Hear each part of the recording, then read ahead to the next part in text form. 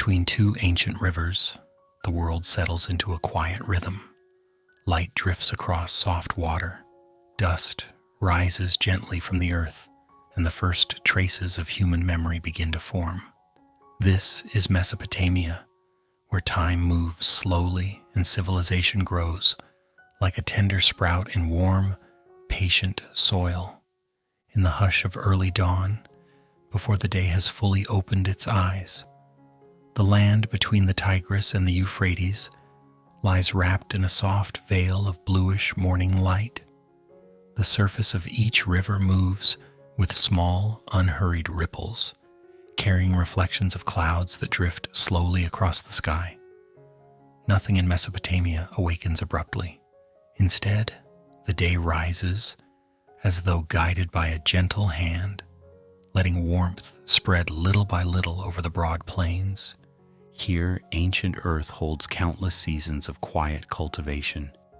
Each layer of soil carries the memory of hands that worked it long ago, hands that pressed seeds into the ground, lifted water with steady motions, and shaped the land into a place where life could settle, flourish, and pass its knowledge forward. Before the busy flow of history, before written records and clay tablets and bustling towns, Mesopotamia began as a landscape of slow, dependable rhythms. As the first farmers stepped across the damp fields, their footprints pressed lightly into the softened ground. They followed the cycles of the rivers, trusting the slow rise and fall of the water as it renewed the soil with a faint shimmer of silt. The air smelled of wet earth and green shoots, a scent so gentle that it felt like a promise whispered quietly between seasons. Gradually, these early communities learned to shape the world around them with patient craftsmanship. Clay taken from the very banks of the rivers was molded into pots, jars, and simple vessels. Each piece dried in the sun, warmed by the same rays that touched the grain fields. The rhythm of work was never sharp or hurried. It was a slow, familiar cadence. Lift the clay, shape it, smooth it, wait for it to dry. The same soft rise and set of the sun watched over every step. Along the edges of settlement paths, small houses of mudbrick gathered together like quiet neighbors leaning close for warmth. Their walls held the coolness of night inside, and their roofs caught the first light of morning. Smoke from cooking fires drifted in thin, pale lines, weaving gently through the still air. Even in the earliest settlements, life in Mesopotamia carried a sense of calm continuity, one day flowing into the next, the way one ripple follows another across the river's surface. And then, slowly, came the markings, the first signs of recorded thought. Before writing became a system, it appeared as simple impressions pressed into softened clay, marks to remember grain, flocks, offerings of labor, or items traded gently between hands. These impressions were not created with urgency. They were made because human memory wished to stretch a little farther, to hold on to the quiet patterns of daily life. Over time, these impressions organized themselves, forming the earliest shapes of cuneiform. Every symbol was like a small footprint across wet ground evidence of thought, steady and unhurried. The rivers ever-present guided everything. They carried cool air at dawn, warmth at midday, and silver reflections at dusk. People listened to their flow the way one listens to a familiar lullaby, predictably the same, yet always moving, always offering nourishment. The rivers shaped not only the fields but the rhythm of life itself, encouraging routines that felt as natural as breathing. As settlements grew slowly, softly, Mesopotamia began to cradle the earliest forms of organization. There were spaces to gather grain, places to exchange goods, and shaded corners where neighbors spoke in voices low enough to blend with the wind. Even these beginnings carried no sharpness or noise. They were gentle layers, added to the foundation of a civilization that would one day expand far beyond its quiet origins. And so Mesopotamia, in its earliest light, is not a story of sudden transformation. It is a story of steady hands, soft mornings, and the calm unfolding of human life beside two ancient rivers where the world's first great civilization began not with thunder, but with the quiet murmur of water drifting slowly toward the sea.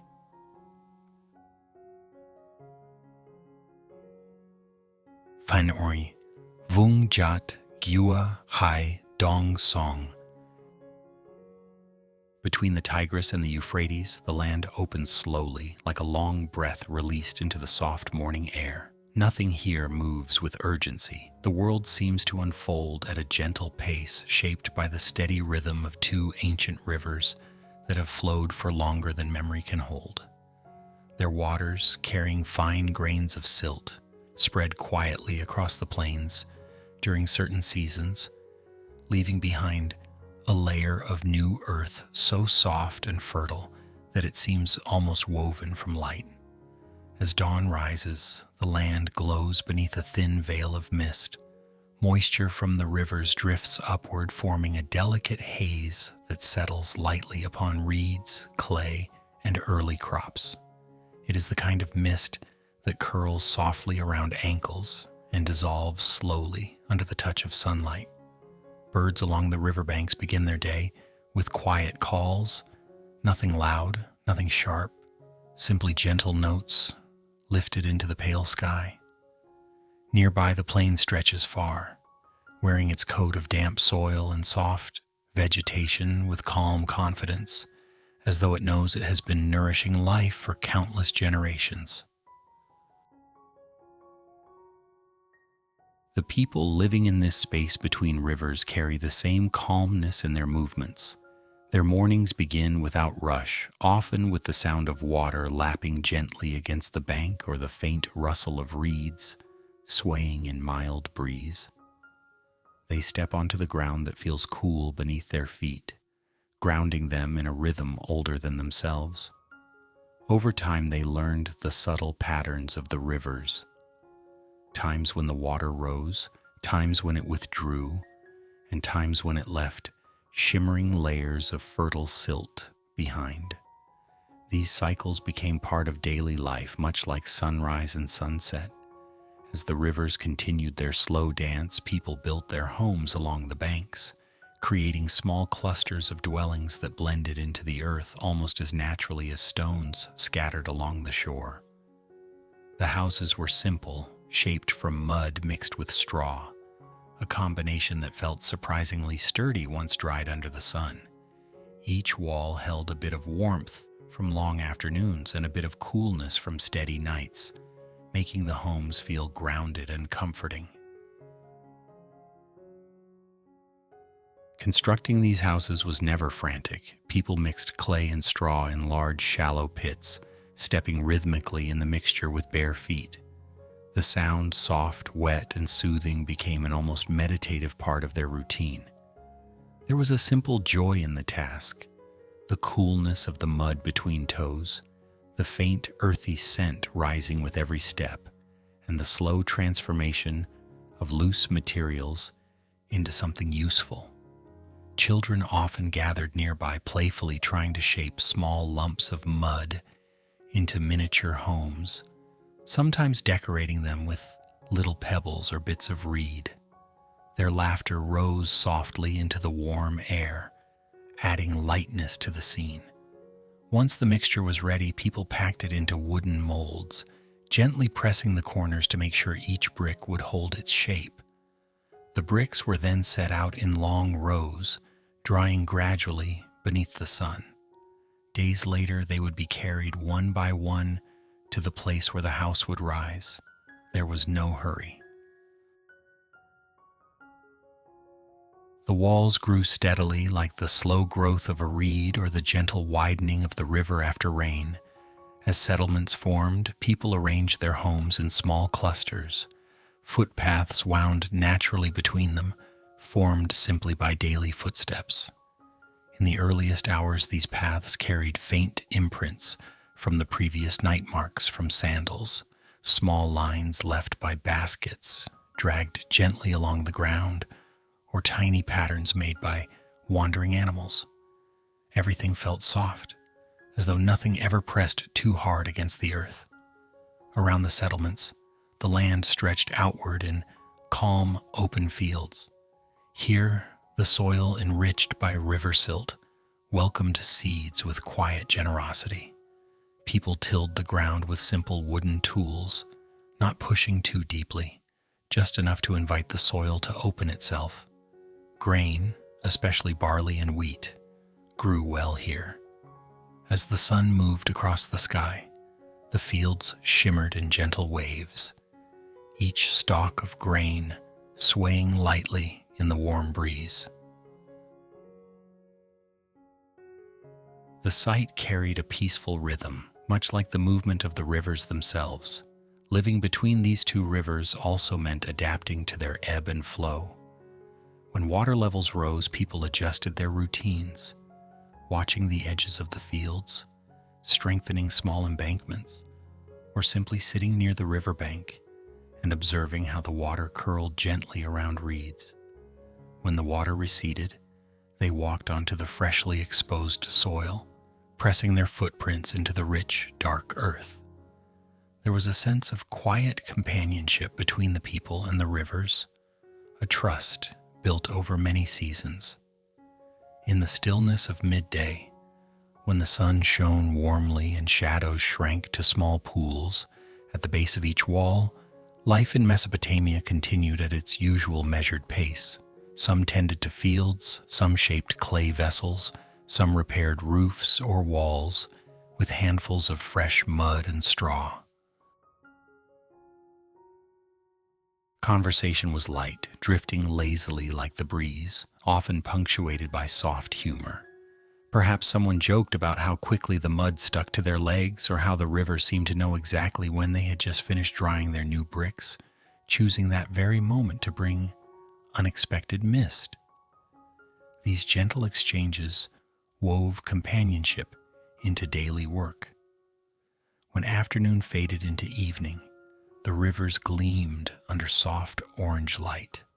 A quiet sense of contentment settled over the land as families gathered near their homes, sharing food prepared slowly throughout the day.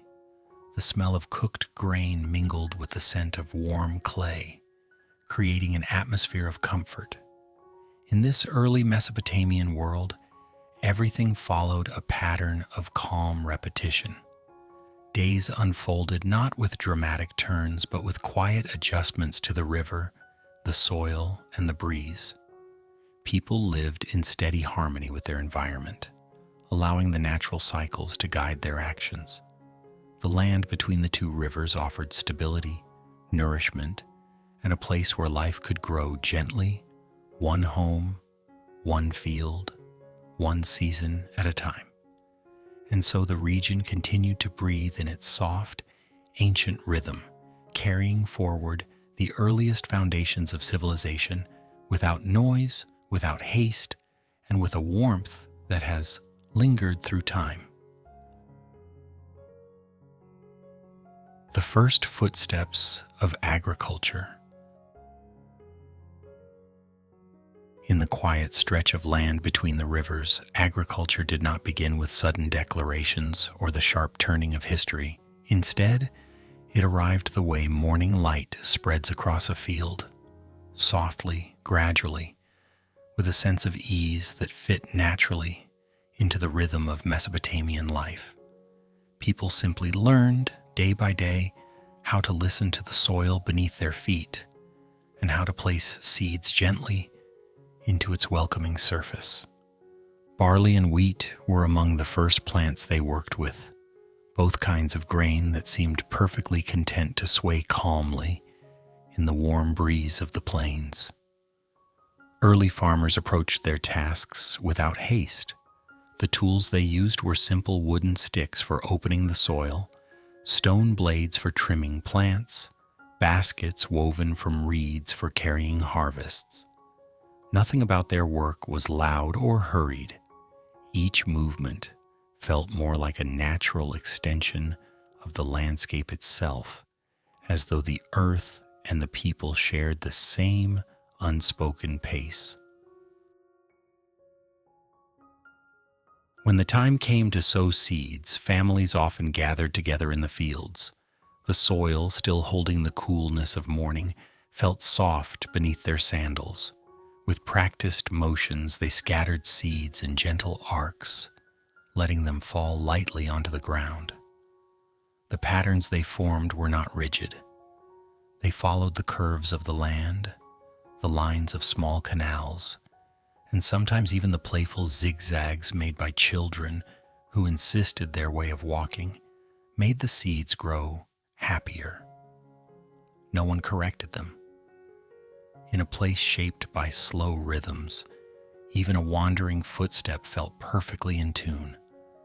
As days passed, tiny green shoots emerged from the soil, rising with the same unhurried confidence as everything else in Mesopotamia. Farmers often checked the fields at dawn, when the first light softened every outline and made the young plants appear as though they were glowing faintly. There was a gentle pride in watching the fields fill with new life, nothing dramatic, just a warm sense of progress that settled comfortably in the chest.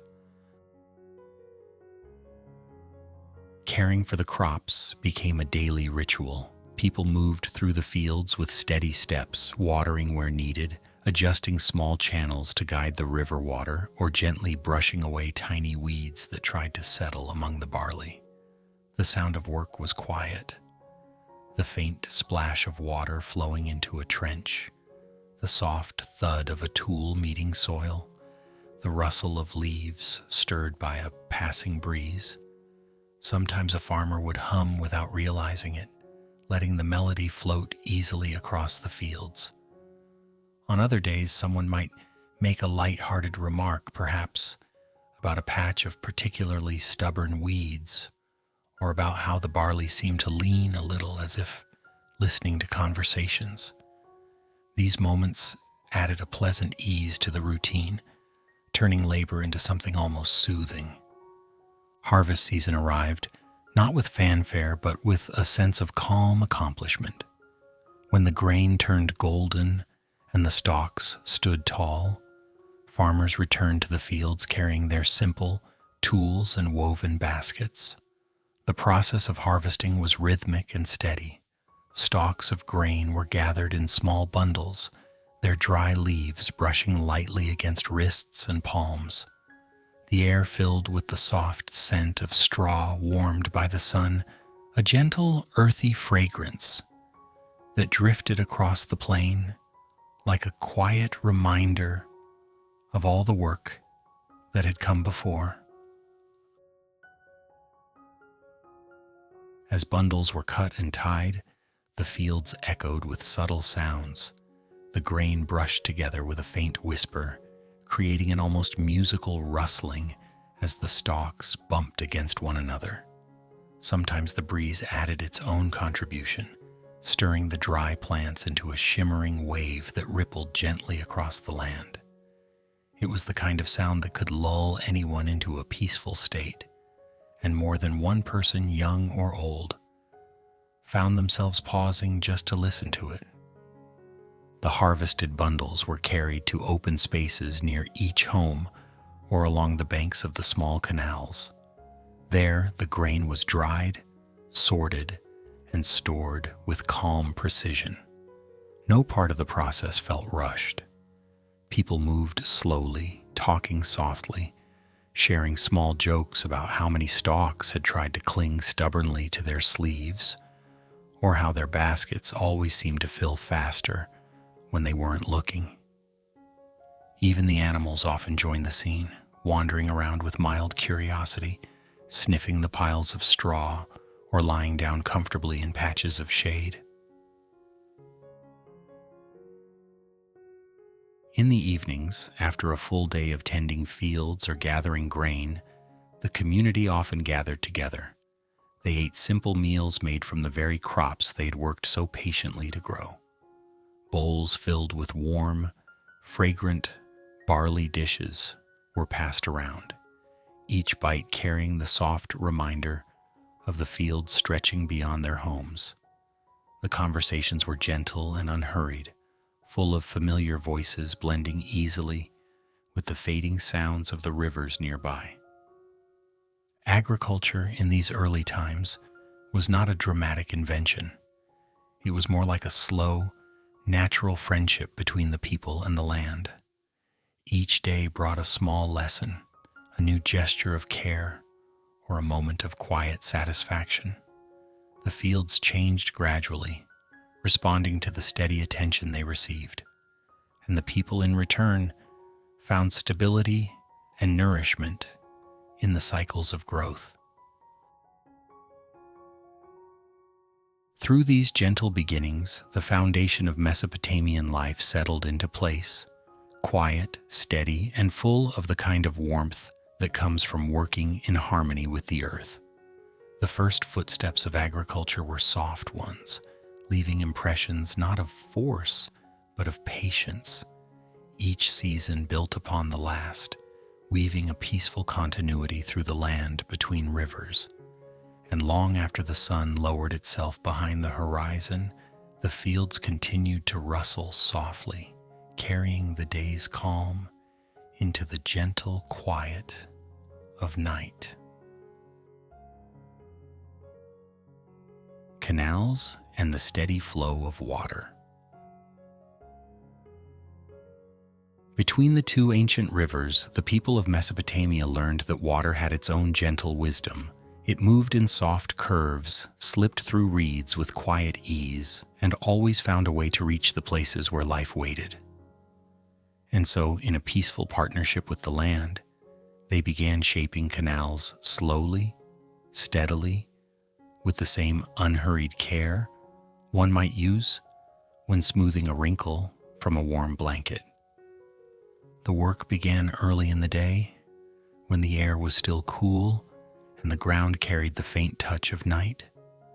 People walked along the future paths of the canals, tracing lines in the soil with wooden sticks, imagining how water might flow if guided with patience. There was no hurry. Each small mark in the dirt felt like part of a conversation between humans and the land, a gentle suggestion rather than a command. With simple tools, they started to dig. The sound of earth being lifted was soft and rhythmic, more like a steady heartbeat than a laborious task. Dust rose in light, lazy puffs and drifted off on the breeze, as if reluctant to leave. Sometimes the workers teased one another about whose canal trench looked the straightest or whose path had a cheerful little curve in it. And sometimes those curves were left exactly as they were, because a slight bend made the canal feel more natural, more in tune with the river's own meandering mood. Day by day, the trenches deepened, and as the first trickles of water were guided through them, the fields seemed to let out a quiet sigh of relief. The water slipped along the canal beds like shimmering threads of sunlight, thin but full of promise. It glided forward, dividing into smaller channels that spread out across the land. These channels were narrow enough that someone could step over them with ease, yet wide enough to nourish entire stretches of barley and wheat. Watching the first flows of water was a favorite moment of the day. People often paused to observe how the ripples moved, how tiny reflections danced in the sunlight, how the water slipped around stones or reeds that had been accidentally left in the path. If a small leaf drifted along the current, children sometimes walked beside it, pretending it was a little boat setting off on a grand, slow adventure. The Leaf usually made excellent time, mostly because the canal moved with soft determination. The work of managing water became a calm routine. Farmers took turns opening the small gates made of wood or packed clay, letting the water enter the fields with careful measure. Closing the gates was just as gentle, done with hands that knew the strength of soil and the weight of water. Each action was precise but never rushed. Checking the flow became almost a pleasant pastime. People walked along the canal banks, occasionally nudging a small pebble aside or smoothing a patch of earth where water pooled too eagerly. They paid attention not with worry, but with familiarity, like someone tending a garden or straightening blankets carried by the wind. By midday, the sun warmed the earth, and the canals shimmered as though they held their own small pieces of sky. Water moved silently beneath this reflected light, continuing its journey toward the fields. The air grew still and soft, and even the smallest sounds like a reed, bending, or a frog, shifting lazily on a warm rock, seemed to float in slow motion.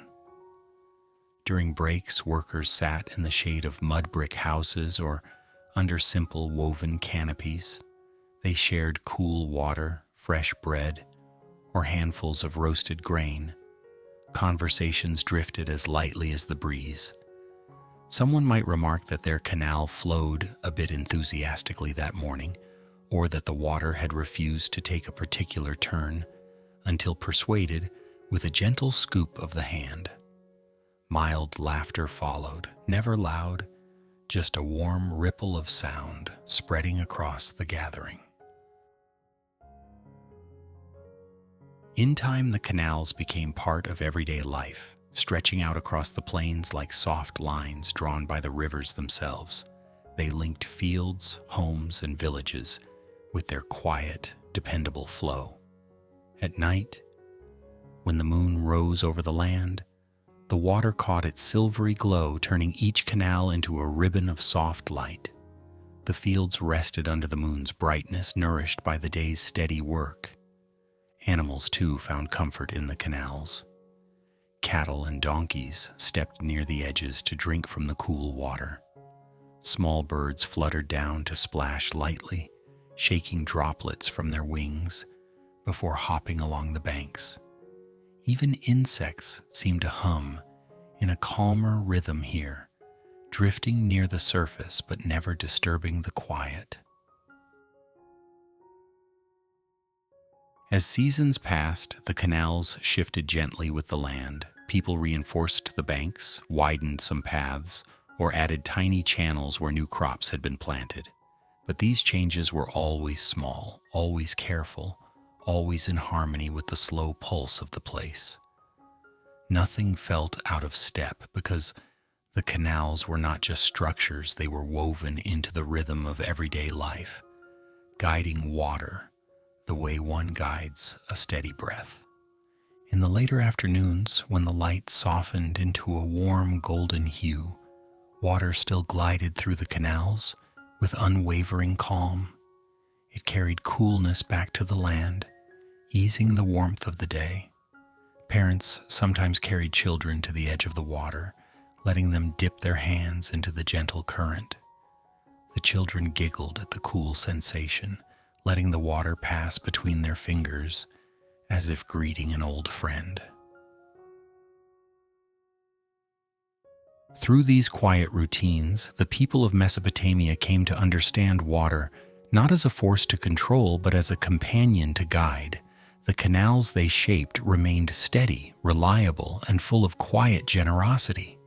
They nourished the fields, supported the villages, and brought a soft continuity to the land.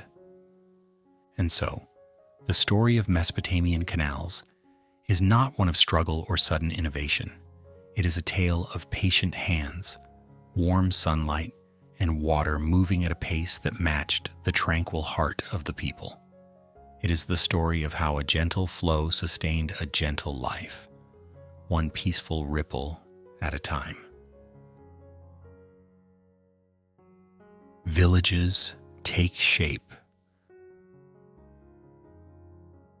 Across the gentle plains between the rivers, the first villages of Mesopotamia began to take shape in the same quiet way everything else did, without sudden leaps, without noise, simply growing little by little as naturally as grass, thickening after a soft rain. The land seemed almost pleased to welcome these new gatherings of homes, and each settlement blended into the landscape with the calmness of something meant to be there. The houses, built from mud mixed with straw, sat close to one another, as if enjoying one another's company. Their walls carried the golden brown color of the earth, warming under the sunlight during the day and holding a gentle coolness at night. From above, they looked like small, peaceful clusters of smooth-edged rectangles, arranged with a certain quiet logic that came from walking the same paths day after day. A narrow road often wound its way through the center of each village, leading slowly toward the surrounding fields. It wasn't a strict road, just a smoothed path shaped by footsteps, baskets being carried, and tools being brought back and forth. Its edges curved gently around homes and storage spaces, always following the natural rhythm of the land. In the afternoons, when the sun softened and cast long, warm shadows across the earth, thin lines of cooking smoke drifted up from the small hearths beside the houses. The smoke rose in slender, wavering ribbons, curling lazily into the quiet air before dissolving into the fading light. The scent of roasting grain or simmering stews drifted slowly through the village, creating an atmosphere of quiet comfort. Even the breeze seemed to behave gently here, carrying the smells without ever pushing too hard. Children filled the spaces between houses with energy, yet even their energy carried a softness suited to the land.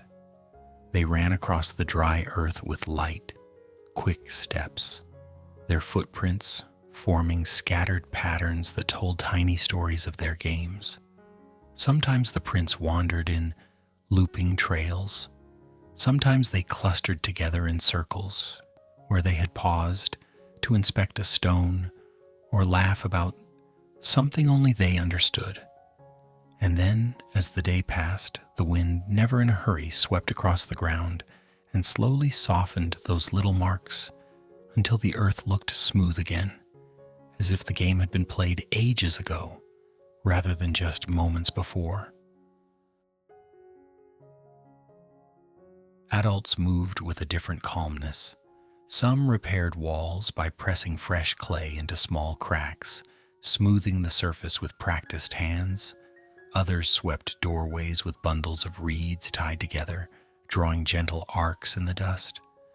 A few carried baskets from the fields along the village paths, balancing them against their hips with ease.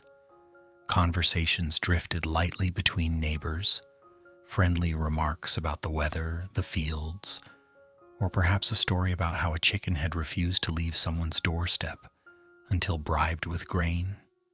The humor was always mild, the volume never loud, blending naturally with the slow heartbeat of village life. Within each home, the interiors were simple and quiet. Floors made of packed earth held a steady, grounded feeling, and low benches or woven mats provided rest during the heat of the day. Shelves made from clay or wood held pottery, baskets, and tools. A soft layer of dust sometimes settled on everything, but no one hurried to chase it away. A quick swipe of the hand in the morning was enough to keep the space feeling fresh and tidy. As the villages grew, small corners emerged where daily life gathered tiny courtyards for grinding grain, shaded areas with clay ovens and cool places to store harvested crops. People often worked side by side, taking turns at tasks and sharing soft jokes between them. The rhythm of village life was steady and reassuring, shaped by the land, the seasons, and the quiet cooperation of those who lived there. Animals wandered lazily among the houses.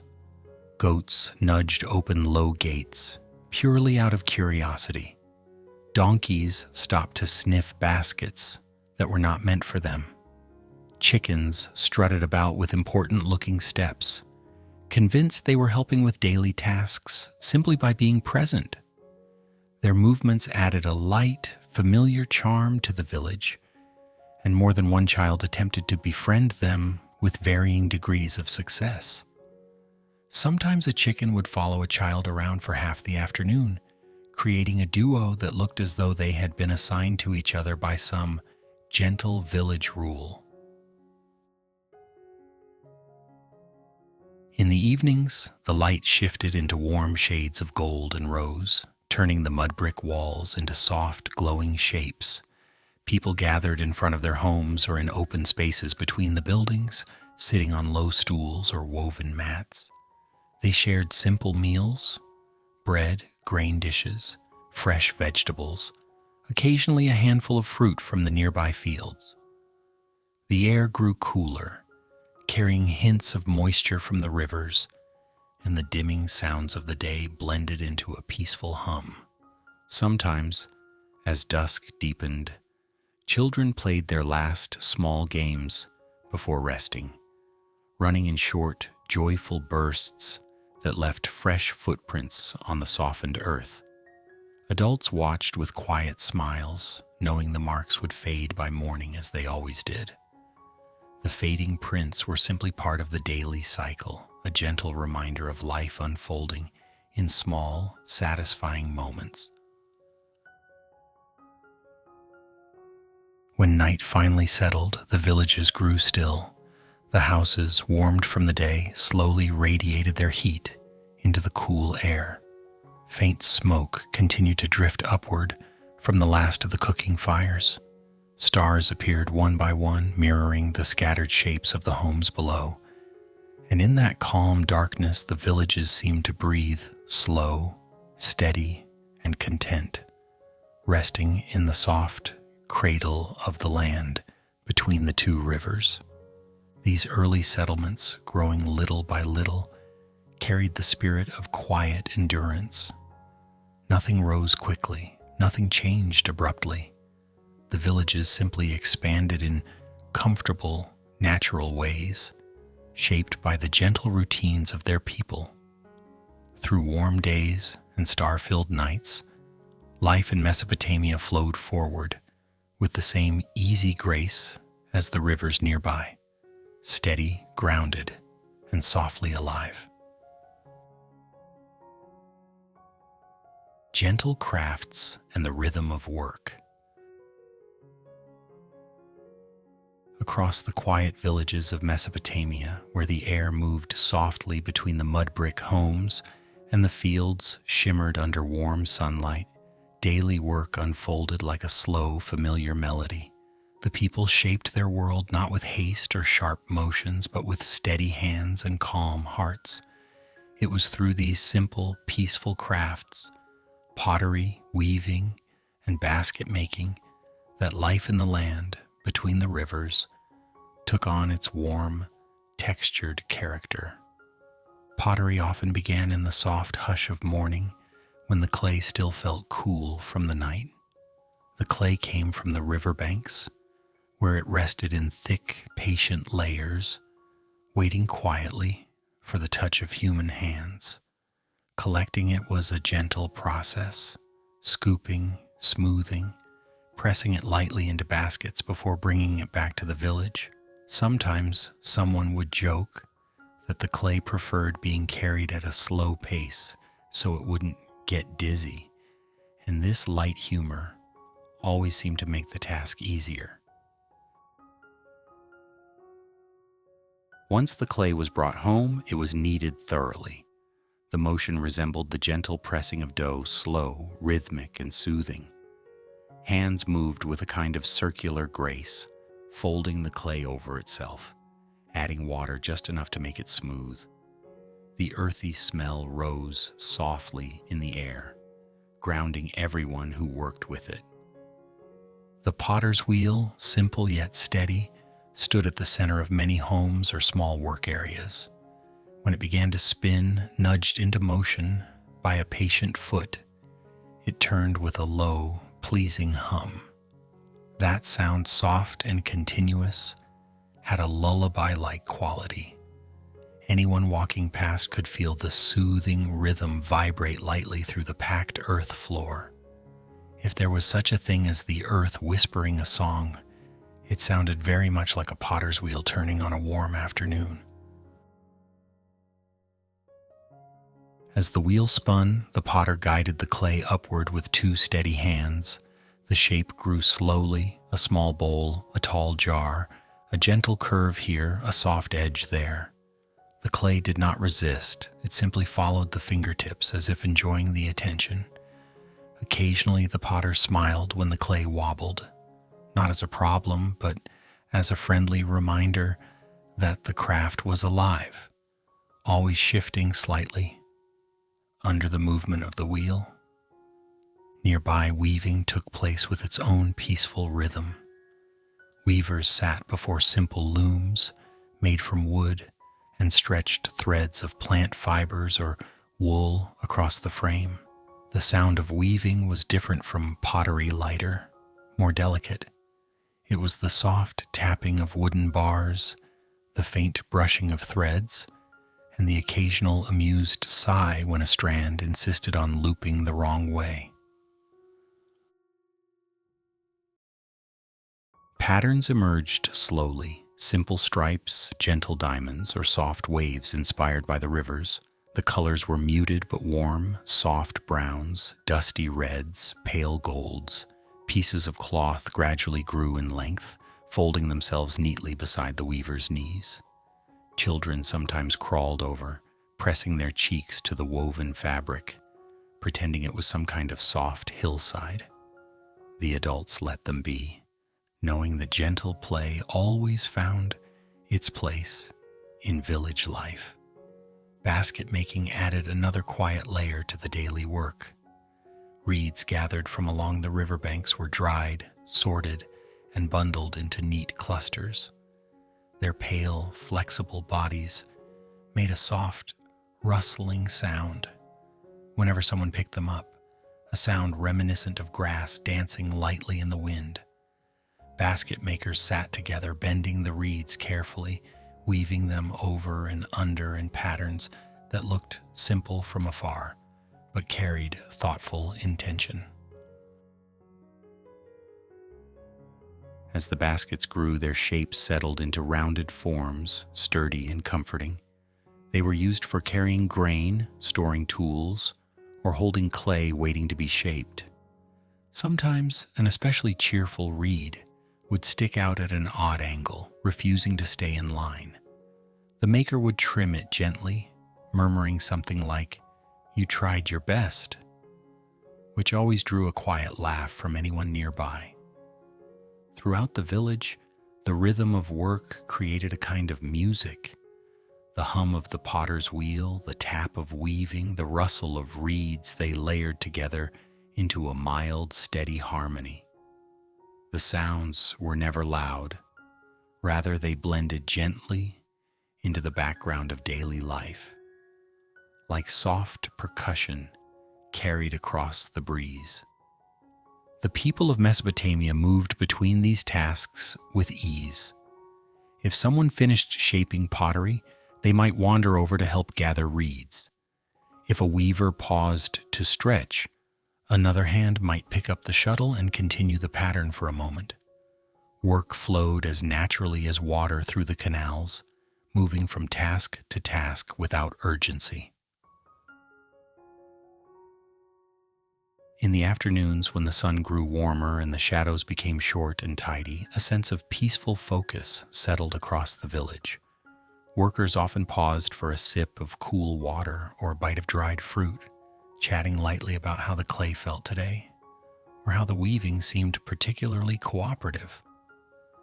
Mild humor floated easily through the air, never sharp, always warm, because even small jokes helped lighten the hands and warm the heart. Freshly shaped pottery was placed in rows near the houses to dry, their surfaces catching the golden light. Woven cloth hung neatly from wooden beams, fluttering softly when a breeze drifted by. Baskets filled the corners of homes in tidy stacks, each one carrying the quiet pride of the hands that made it. As evening approached, the crafts came to rest. Tools were set aside, the potter's wheel slowly stopped spinning, looms were covered with cloth to keep dust away, and baskets were placed where nighttime winds could not reach them. The village seemed to exhale, letting the calm of twilight settle gently into every corner. Even in rest, the traces of the day's work remained: the scent of clay drying in the warm air, the softness of freshly woven fabric, the faint texture of reeds on fingertips. These were the quiet threads that held Mesopotamian life together, steady and warm. In this gentle world, craftsmanship was not just work. It was a way of moving through the day with care, with patience, and with a soft joy that grew quietly beneath the surface. One vessel, one cloth, one basket at a time, the people shaped a life that matched the slow, peaceful rhythm of the rivers beside them. The first marks of writing. In the quiet rhythm of early Mesopotamian life, long before stories were carved in stone or records stretched across tablets, people simply wished to remember. They wanted to keep track of grain stored after harvest, the baskets exchanged with neighbors, the animals lent or borrowed, and the slow, steady pulse of the seasons. Nothing dramatic pushed them toward invention, no single moment of sudden brilliance. Instead, writing drifted into existence, the same way dawn drifts across the plains. Softly, step by step, mark by mark.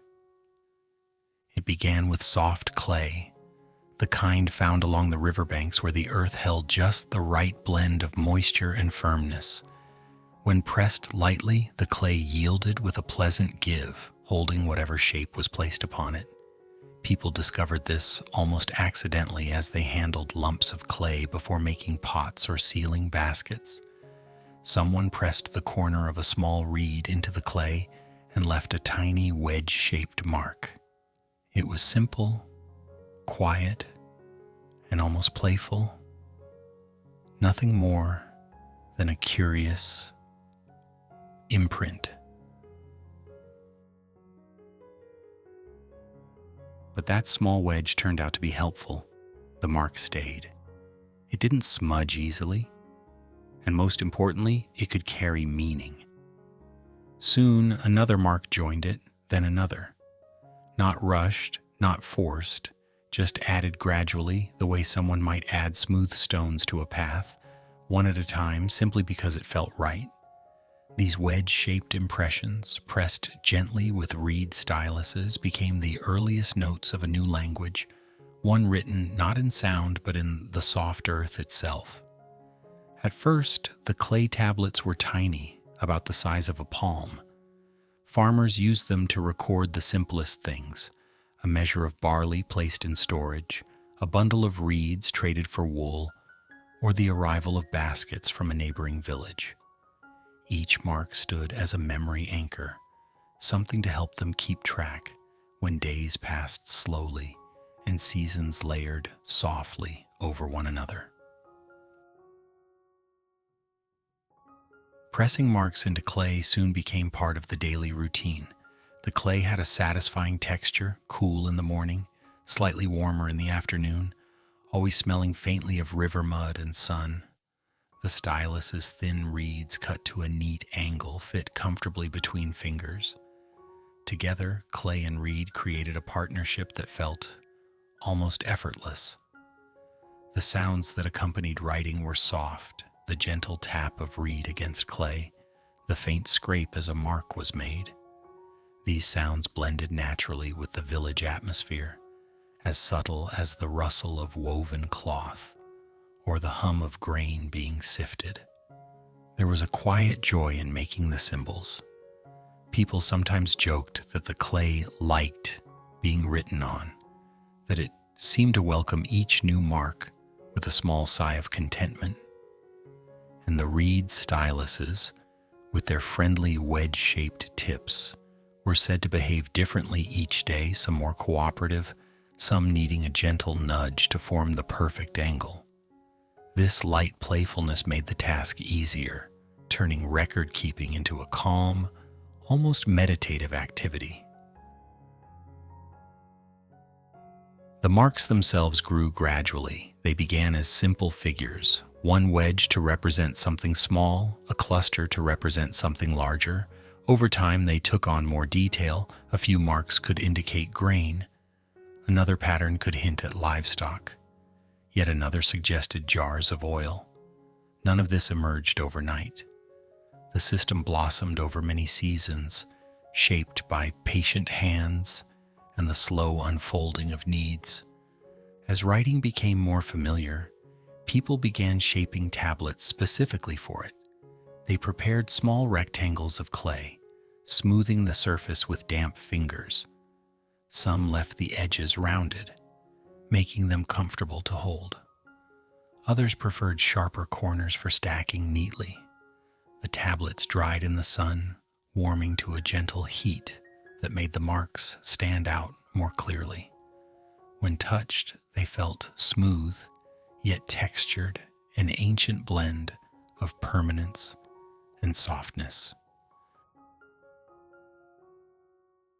With each passing generation, writing found more places to settle. It entered granaries, storage rooms, trading corners, and even quiet household spaces where families wanted to remember how much grain they had saved or what tasks awaited the next morning. Writing did not interrupt life. It simply joined the flow, like another small stream meeting a larger one. In the afternoons, when the sun hung high and cast soft shadows on the ground, scribes, or simply anyone comfortable with a reed stylus, sat in shaded spots to record whatever needed keeping. The atmosphere was peaceful. People passed by without disturbing the moment, perhaps offering a small smile or a handful of dates as a snack. Sometimes children sat nearby watching with wide eyes as the stylus dipped and pressed into clay. Many tried to imitate the marks in the dirt, proudly announcing that they had made very official symbols, even if the lines wandered in cheerful directions. Writing slowly became a rhythm in itself. There were no loud proclamations about its arrival, no grand ceremonies. It appeared the way patterns appear in woven fabric, quietly, naturally, through repetition and gentle refinement. Each new mark was simply another step, another small contribution to something that would outlast its makers. By evening, when the last tasks of the day were completed, the tablets dried on shelves or in soft corners of homes. The marks, still sharp, still clear, held the memory of the day's work. Soft light from the sunset touched them delicately, making the wedges glow with faint golden edges. The air cooled, and the clay settled into stillness. In this gentle world, writing did not begin as a grand achievement. It began as a soft whisper in the clay, a slow conversation between human hands and the ancient earth. It became a companion to daily life, a quiet tool that made remembering easier and communication steadier. Over time, the marks joined together into lines, the lines into patterns, and the patterns into something that would one day become a full system of recording the world. But in these early days, it was simple. A mark, then another small steps that blended into the peaceful heartbeat of Mesopotamian life. Writing grew not in noise but in stillness, shaped by patient fingers under the warm sun. Soft towns and the gentle earth roads. In the long, unhurried centuries of the ancient world, there came a time when a few villages, quiet, familiar places where people knew the rhythm of every morning. Breeze began to grow a little larger, not suddenly, not with any grand announcement, but with the same easy pace that seasons drift across fields. Around the early 2nd millennium BCE, these growing settlements slowly shaped themselves into small towns, each carrying a warm and steady personality of its own. The land remained peaceful as ever. Houses of clay and timber gathered a bit closer. Market corners grew a little wider. Footpaths became more certain, pressed gently by the footsteps of those who walked them every day. There was no rush in this transformation, just the gradual layering of life. As families settled, traded, cooked, crafted, and tended to the small wonders of daily living. As these villages eased into their new roles as towns, the roads became soft ribbons of earth, winding calmly between homes, workshops, and open courtyards. Under the sunlight, the ground appeared warm and mellow, textured by the passing of countless feet. Travelers walked these paths with relaxed steps, leaving light, temporary marks that the wind or evening dew would smooth away again. These roads carried no drama, only the reassuring sense that someone else had walked here before and someone else would walk here after. Along the streets, simple carts moved at a comfortable pace. Their wooden wheels rolled over the earth with a gentle murmur, the kind of sound that felt like a natural part of the morning. The carts carried baskets, jars, pottery, bundles of reeds, or stacks of woven cloth. Nothing too heavy, nothing hurried. The creak of wood and the soft rhythm of turning wheels blended easily into the day, as familiar and pleasant as a neighbor calling out a greeting. Now and then, a pair of donkeys or oxen ambled past, pulling small loads with steady patience. They blinked calmly at their surroundings, occasionally flicking an ear or giving a small huff, as if commenting politely on the weather. Children often watched them pass with quiet amusement, trying to guess which animal walked with the slowest and most determined stride. The footsteps of townspeople added another gentle layer to the daily soundscape. Sandaled feet tapped lightly over the earth, never in a rush. Merchants arranged their goods with a soft thud. Potters set down finished bowls with the faintest clink. Weavers stacked folded cloth with the satisfying hush of fibers brushing together. All these tiny sounds gathered into a quiet, easy melody, a very small song of the town, only heard clearly if one paused and simply listened. Stalls lined certain stretches of the road, each offering something shaped by careful hands. Clay vessels in warm tones of brown and cream, baskets made from reeds that still held the scent of the riverbank, small tools polished smooth by use. The people who tended these stalls smiled easily, spoke in calm voices, and occasionally shared a light joke about how their jars always tried to roll away, or how today's breeze seemed particularly fond of rearranging their display mats. In the late mornings, the sun softened into a gentle brightness that made the town look almost like it was wrapped in a thin layer of warmth. Light sifted down through wooden awnings and the edges of rooftops, settling onto the earth road like a pale golden blanket.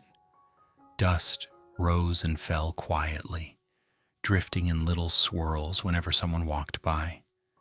It never bothered anyone. It simply joined the atmosphere of daily life, moving with the same relaxed pace as everything else.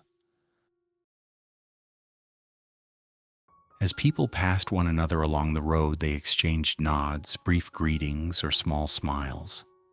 Nothing dramatic, just the comfortable recognition shared by those who lived side by side. A potter might wave at a basket maker. A herder might stop briefly to ask how the morning weaving went. Two children might compare the shapes of stones they had found on the way home.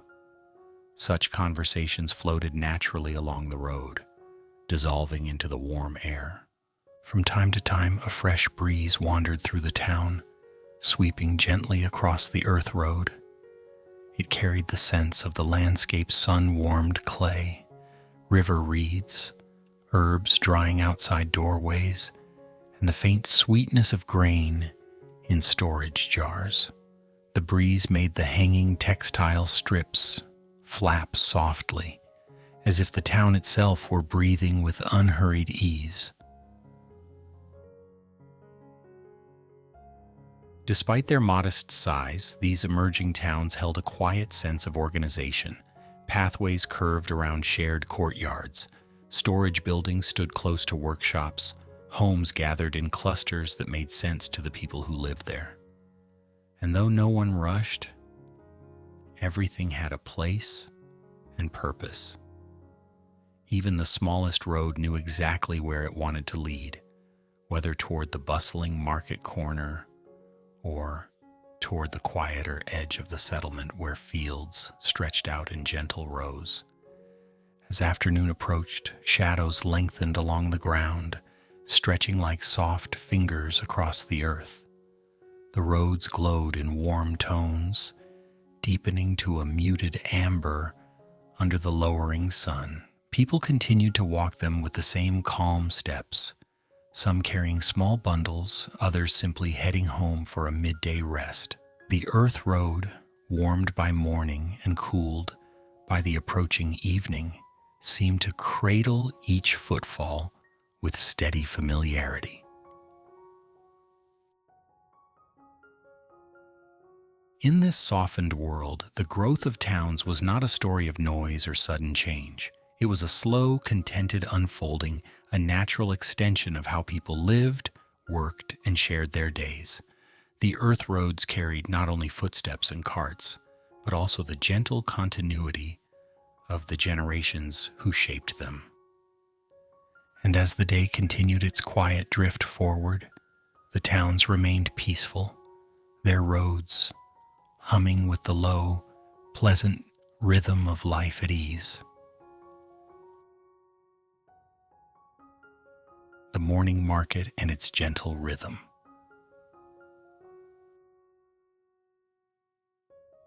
In the early second millennium BCE, when sunlight first stretched across the soft edges of the settlement, the morning market awakened with a calm that felt perfectly in tune with the world around it.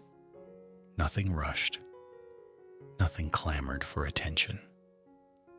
Instead, the market drifted slowly into motion, like a warm breeze passing through reeds beside a river.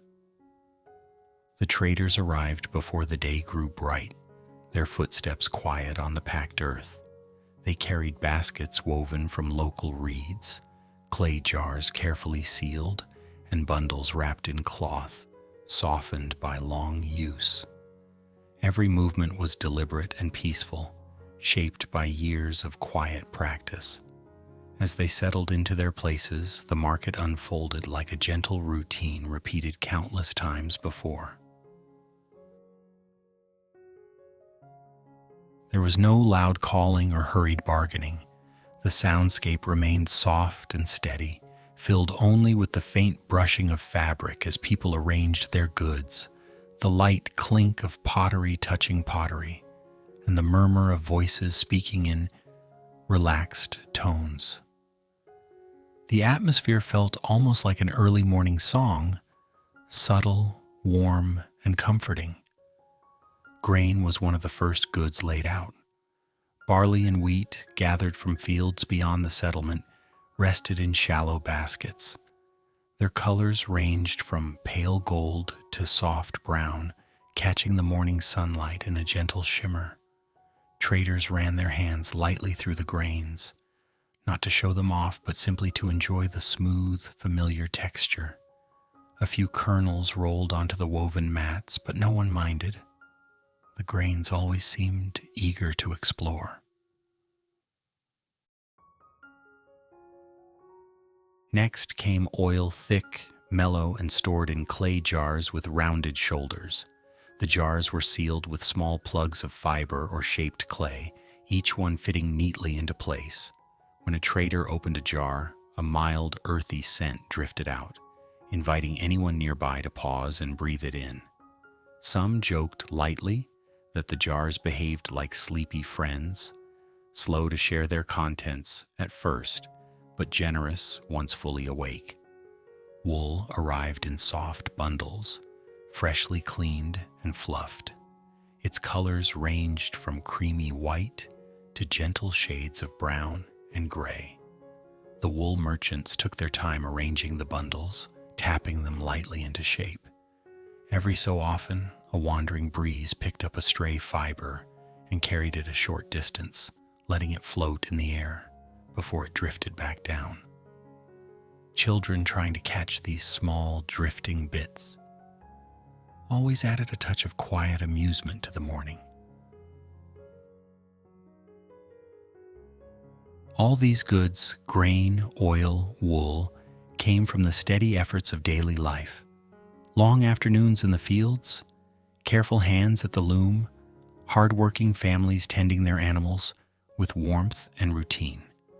The market was where these labors gathered, not as displays of effort, but as natural extensions of the community's rhythm. As the sun rose a little higher, a soft warmth settled over the market. Light pooled on the ground in patches, glowing against the reddish-brown earth. Dust stirred gently as people moved about, creating thin, drifting clouds that sparkled briefly before settling again. The market mats, woven with simple patterns, rustled lightly whenever someone walked past. People exchanged goods with the same calm flow as the rest of the morning, a handful of grain for a jar of oil, a bundle of wool for a set of pottery bowls. Sometimes a small woven basket changed hands simply because someone admired it and the maker enjoyed the appreciation. There was no rush to complete any trade. Agreements came naturally, shaped by familiarity and trust, built across many seasons. The conversations that floated through the marketplace remained low and even, carried by voices softened by early morning air. A trader might comment on how the grain dried particularly well this year. Another might share a small, gentle observation about the weather, how the breeze seemed friendlier than usual, or how the sun looked especially warm on the slope of the nearby hill. These exchanges were not meant to solve anything, but simply to accompany the flow of the day. From time to time, pottery chimed softly as pieces were moved or inspected. Clay jars, bowls, and cups sat in neat rows, each one shaped with care and fired to a warm, earthy tone. Some pieces had faint, decorative lines, while others remained plain and smooth. When someone picked one up, the clay felt cool to the touch, as if holding on to the memory of the night air. Fabric sellers spread out lengths of woven cloth in simple hues, soft browns, dusty reds, and muted creams. The fabrics fluttered lightly whenever the wind passed, making them appear as if they were stretching themselves after a long sleep. These cloths came from many days spent at the loom, the gentle clack of wooden frames echoing across workyards and courtyards. Their presence in the market added a warm note, like a quiet smile. Animals moved through the scene at their own easy pace, A donkey might wander near a cart, sniffing the air as though deciding whether to contribute an opinion about the day. Chickens stepped lightly across the edges of the market, occasionally pausing to inspect a grain that had escaped its basket. Their soft footsteps and tiny clucks blended naturally with the market's muted melody.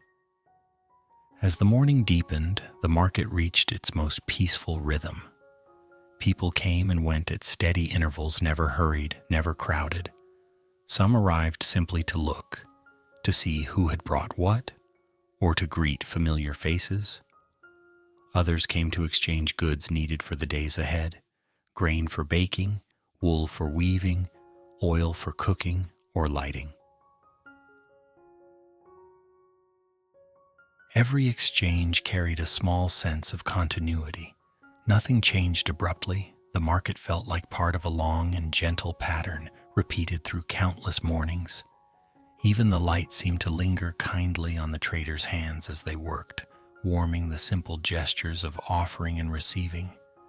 By late morning, the market remained calm, as if it had found the perfect tempo for itself. The soft noises, cloth brushing cloth, pottery resting, voices blending, formed a delicate harmony. Anyone sitting nearby would feel their breath naturally slow, falling into rhythm with the market's steady pulse. Here, in this peaceful place, the early trading profession came alive, not as a bustle of noise, but as a gentle practice shaped by routine, harmony, and the quiet beauty of shared labor. And as the morning continued its calm drift forward, the market remained softly awake, carrying the easy, enduring rhythm of a community at ease with its world. Clay architecture and the quiet shapes of an early world. In the warm, steady centuries of early Mesopotamia, around 2000 to 1800 BCE, the people of the land between the rivers shaped their world with patient hands and sun-dried clay. Life moved at a gentle pace, and their buildings rose in the same calm rhythm. No rush pressed them forward. No sudden changes demanded attention. Each structure appeared gradually, layer by layer, like a soft breath settling over the landscape. The builders gathered their materials close to home: clay mixed with straw, water carried in simple vessels, and wooden frames shaped by hand. The mud was smooth, cool to the touch, and pleasingly soft under bare feet. When pressed into molds, it formed tidy, rectangular bricks that held the warmth of the day in their centers. These sun-dried bricks rested for hours under the broad Mesopotamian sky, absorbing sunlight little by little. By evening, they gave off a faint warmth, as if they had saved a small portion of the afternoon to share later. Each brick carried its own quiet personality, some slightly rounded at the edges, some with a faint imprint from the mold, others showing little lines where fingertips had smoothed the surface. The people teased gently that the bricks behaved like sleepy companions, never in a hurry, always content to dry at their own agreeable pace. Once ready, the bricks were lifted into place with the same steady rhythm found in many ancient tasks. Builders worked together, passing bricks from one set of hands to another. The walls grew slowly, one layer, then the next, rising at a pace that allowed everyone to admire how neatly the pieces fit. The structure never felt forced. It simply arrived, shaped by patient labor and quiet cooperation. When the sun reached its late morning glow, the walls cast soft shadows across the ground. These shadows stretched gently, outlining the emerging shapes of homes, workshops, and storage rooms. Every new level added a slightly different pattern of shade, creating a calm play of light that drifted across the settlement as the day progressed. The surfaces of the walls, once smoothed with a mixture of clay and water, felt cool beneath the palm cool, like the early morning before the sun fully woke. The texture was gentle, almost silky, with tiny grains that whispered faintly under the fingertips. Many people found comfort in running their hands along the walls as they passed, appreciating the soft temperature shift between sunlit patches and shaded areas. Some buildings stood taller than others, their forms rising like peaceful guardians watching over the streets. The taller structures didn't tower dramatically, they simply extended upward with quiet confidence. Flat roofs made from layers of reed, clay, and timber created pleasant spots where people could dry grain, repair tools, or enjoy the early evening breeze. Children often found their way onto these rooftops, turning them into open, airy playgrounds where their shadows danced in the warm light. The settlements themselves held an orderly, unhurried charm. Homes clustered in gentle patterns with narrow walkways weaving between them. These paths curved naturally, shaped by footsteps and daily habits rather than any strict design. As people walked along the routes, they could see smooth walls, glowing gently under the sun, each one a soft reminder of the shared work that built the town. In the cool moments of early morning, before the sun spread its warmth across the brick surfaces, the buildings held a refreshing chill. Touching a wall then felt like greeting a friend who had just awakened. Over the course of the day, that coolness softened as the walls slowly warmed, soaking up the heat in a way that made the interiors comfortable and steady. By nightfall, the warmth seeped back into the air, giving homes a lingering coziness. The shapes of the structures were simple yet thoughtful rectangles, squares, and gentle curves. Doorways were rounded slightly at the top, as if the earth itself had softened the angles. Interiors often held built-in shelves or benches molded directly from packed clay. These features blended seamlessly into the architecture, creating a sense of natural harmony. People frequently joked that the furniture grew out of the walls like calm, clay-formed plants. Workshops echoed with soft, rhythmic sounds, the tapping of wooden tools, the brushing of straw brooms, the rustle of reeds being tied into bundles. All of it blended with the light hum of daily life, forming a gentle background melody. Even the process of repairing walls, adding small patches of clay here and there, became part of this ongoing, soothing rhythm. The colors of the buildings changed with the day. In morning light, the walls looked pale and cool, like the inside of a fresh loaf of bread. By midday, they glowed in warm tones of honey and sand. In late afternoon, they shifted toward soft amber, catching the last rays of sunlight with a quiet brilliance. As evening settled in, the walls cooled again, becoming calm and muted, as if preparing for rest. The people who lived and worked among these clay structures moved with an easy familiarity.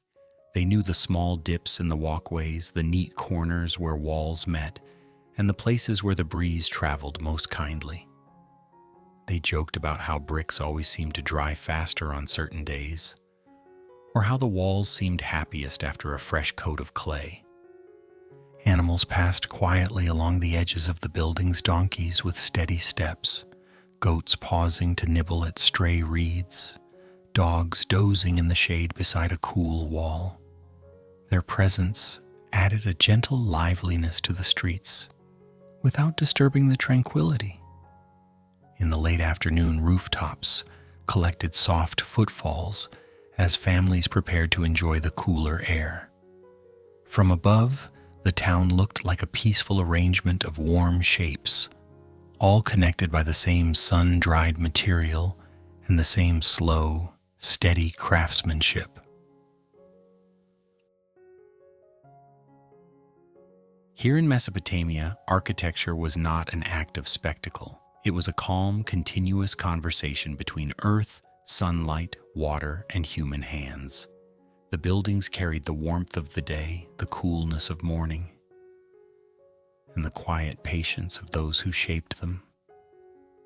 And as the settlement rested under the soft glow of the lowering sun, the clay walls stood quietly, keeping the rhythm of a world where life unfolded gently, one brick at a time. Community and the gentle rhythm of daily life. In the calm centuries of early Mesopotamia, around 2000 to 1800 BCE, daily life unfolded in a steady, measured rhythm shaped by the land, the seasons, and the quiet flow of the rivers. Nothing hurried, nothing arrived with sudden force. Life drifted forward the way a slow current moves across a wide, peaceful bank, soft, even, and reassuring.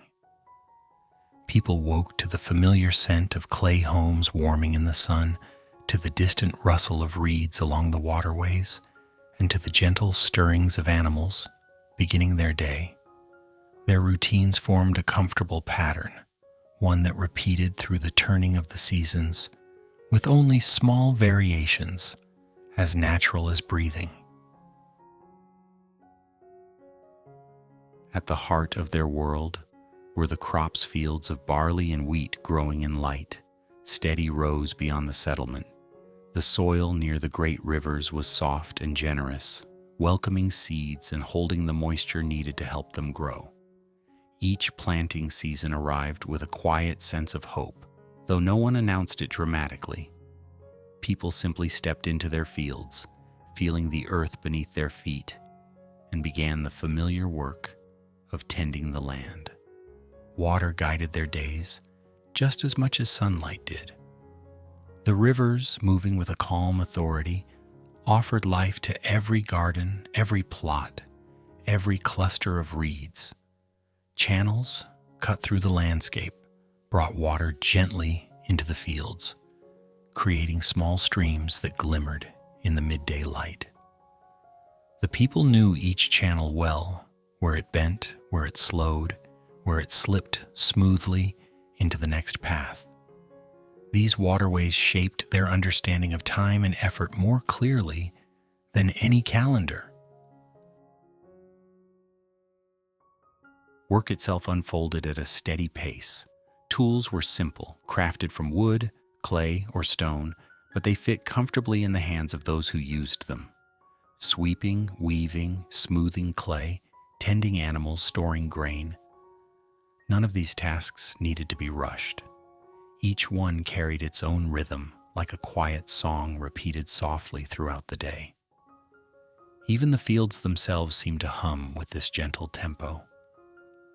As the sun traveled its arc across the sky, shadows shifted slowly over rooftops and courtyards. Children played in the shade of low walls, tracing patterns in the dust, or shaping small figures from leftover bits of clay. Their laughter stayed light and easy, blending naturally with the sounds of distant footsteps and the soft splash of water moving through channels.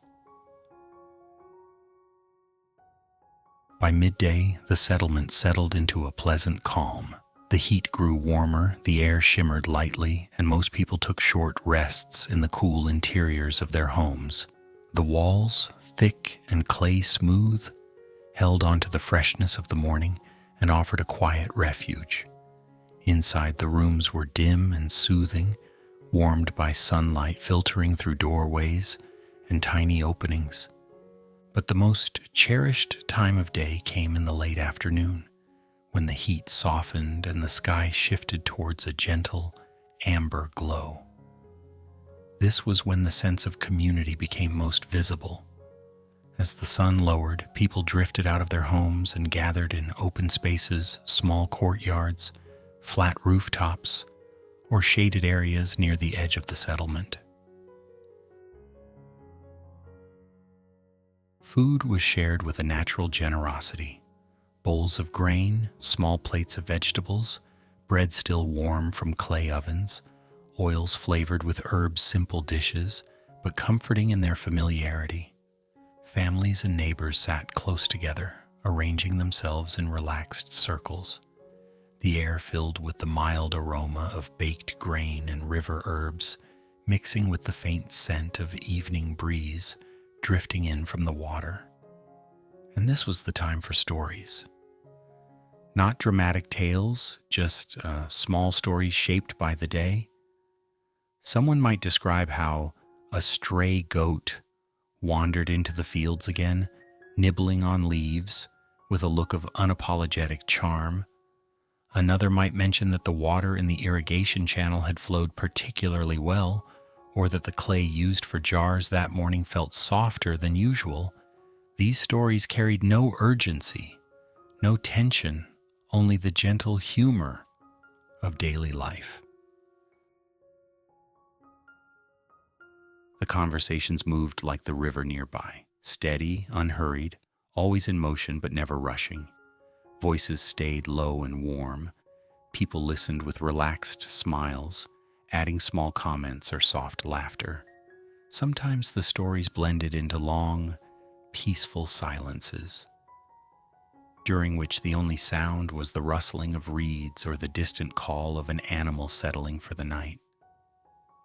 Children sat close, often leaning against a parent or grandparent, their hands busy shaping little balls of clay or drawing lines in the dust. They listened, even if they did not fully understand every detail, comforted by the familiar rhythm of voices drifting around them. The sky above slowly shifted from gold to soft purple. Birds crossed overhead, returning to their nests in steady patterns. The air cooled enough for people to pull their woven shawls a little closer.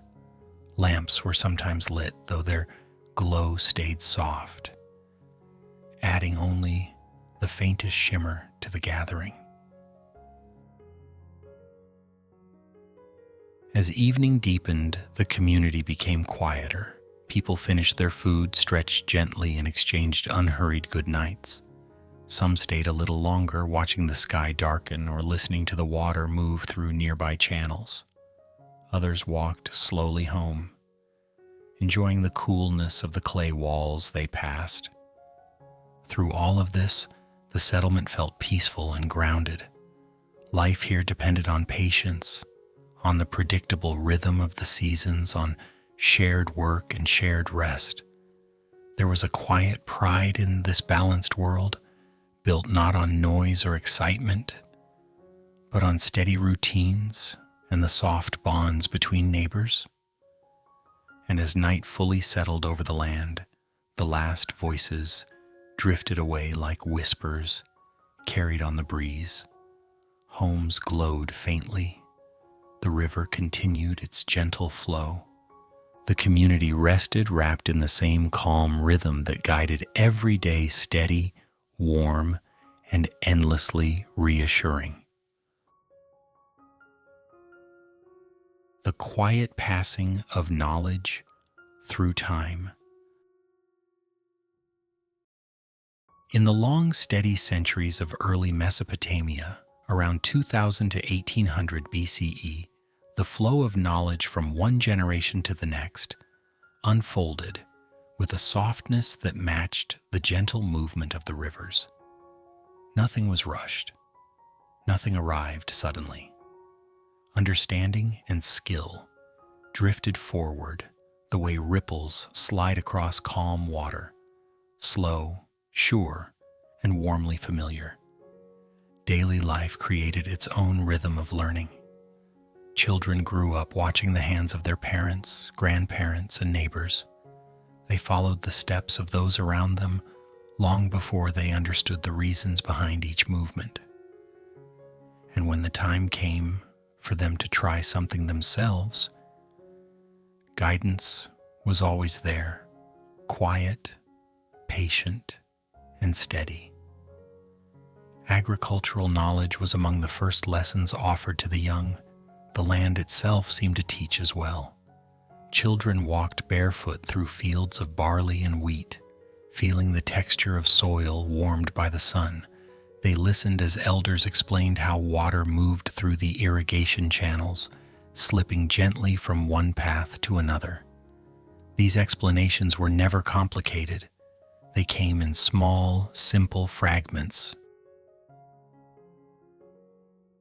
This soil is ready. This seed wants a little more shade. This channel flows well today. Bit by bit, the young absorbed these observations, carrying them naturally as they grew older. In time, the fields were worked with the same confident ease seen in their elders' hands, moving across the earth with familiarity. Tools guided with a gentle certainty. Craftsmanship passed forward in much the same way. Potters invited children to sit nearby while they shaped clay into bowls and jars.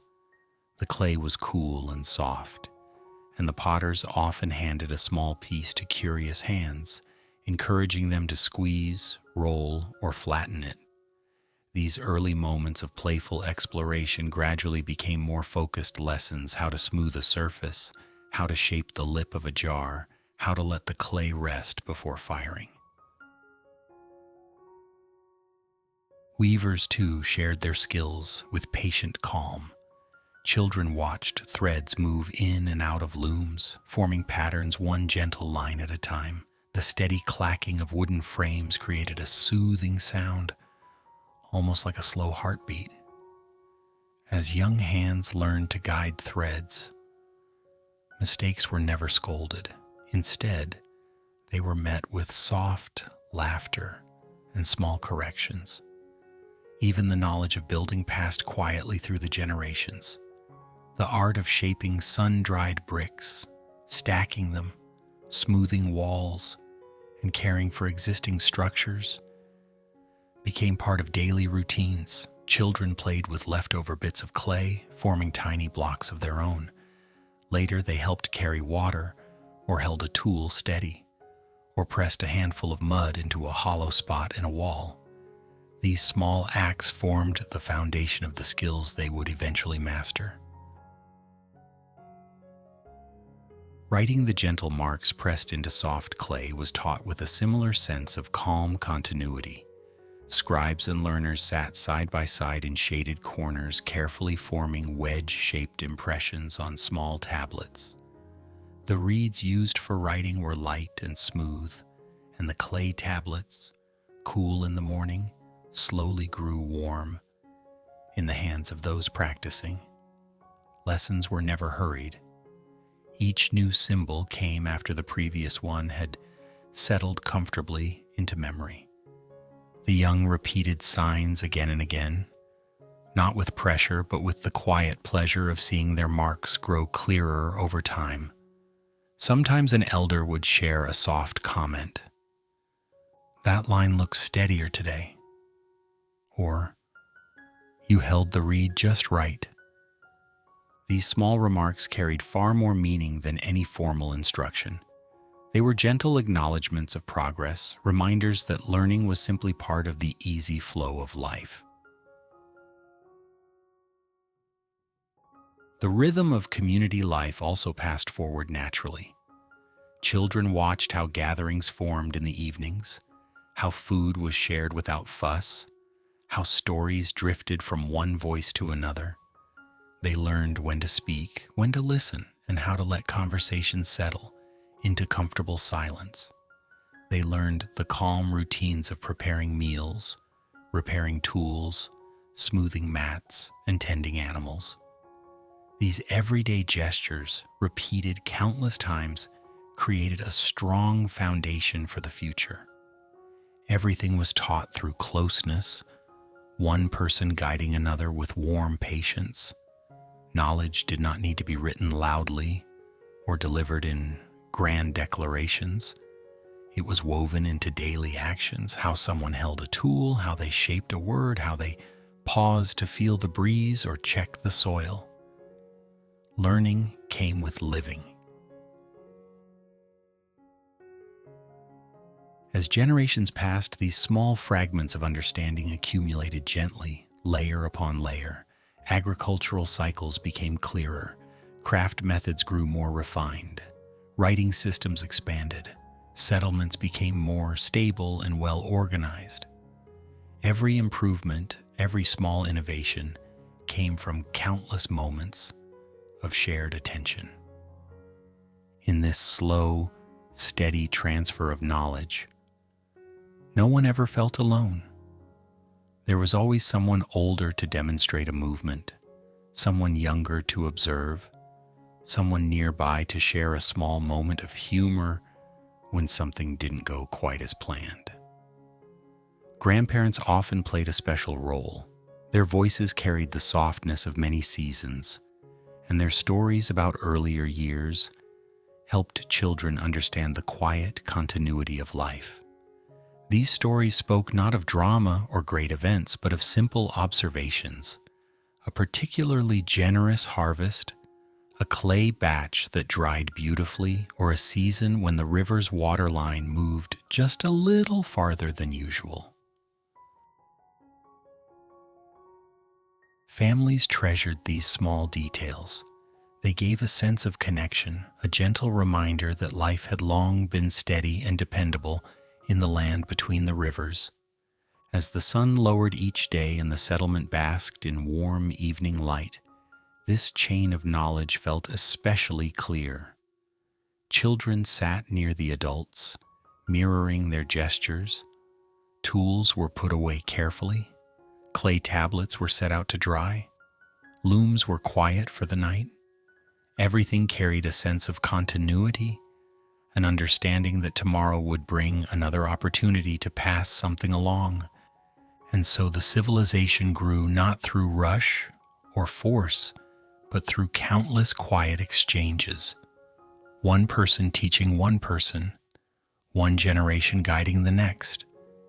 Each small lesson, each gentle correction, each moment of shared work contributed to something far larger, a steady, enduring foundation that would support Mesopotamian life for centuries.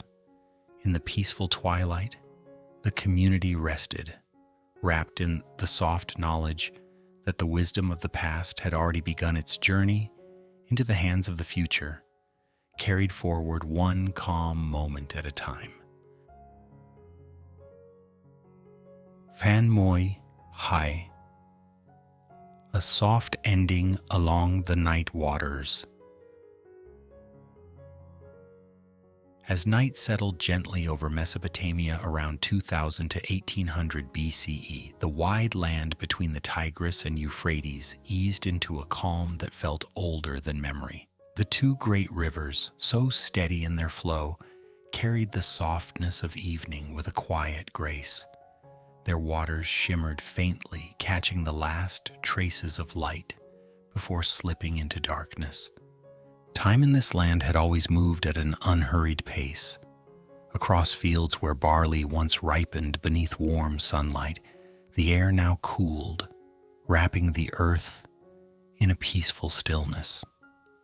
The ground remembered every season that had passed, every careful step taken by farmers, builders, scribes, and storytellers, and even in silence, the land felt gently alive, as if breathing with the same slow rhythm as the rivers beside it.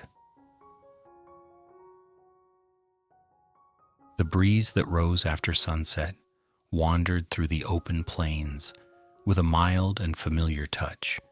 It brushed against old irrigation channels, rustled softly through stands of reeds, and drifted across the roofs of clay homes where families had settled in for the night.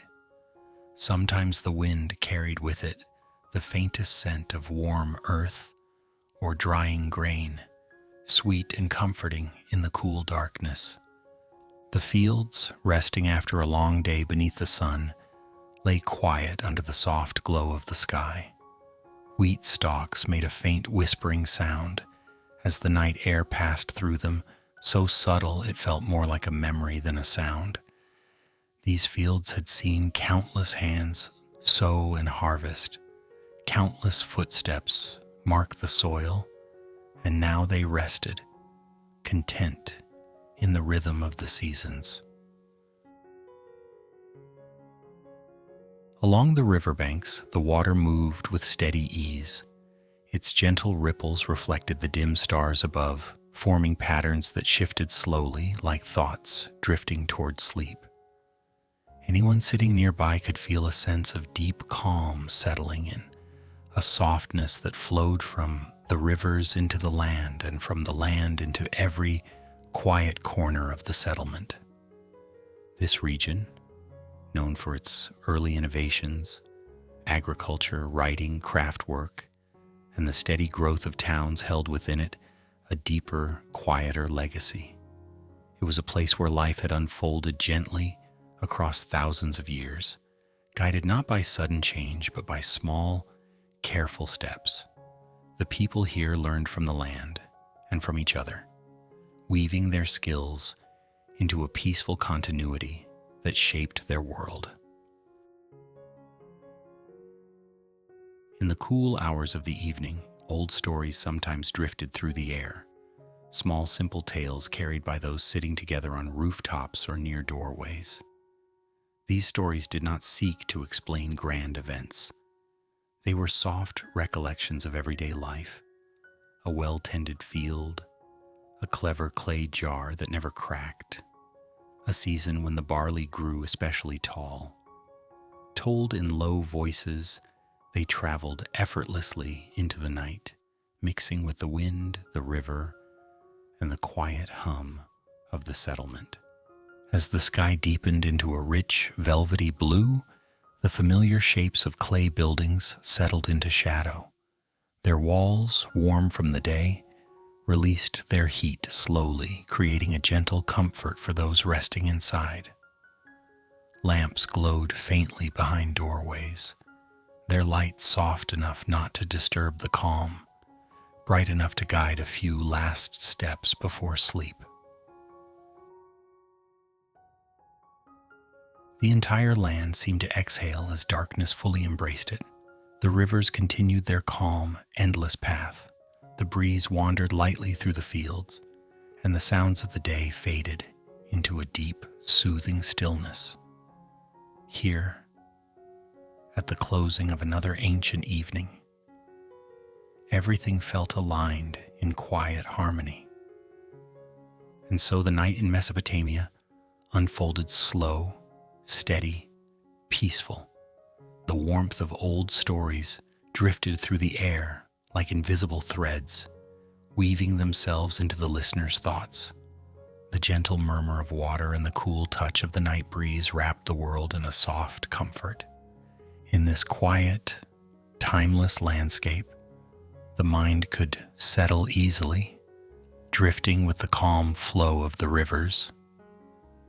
And as the night deepened, the listener slipped gradually into sleep, slow, warm, and wonderfully soft, resting in the gentle embrace of a land that had known peace for countless generations.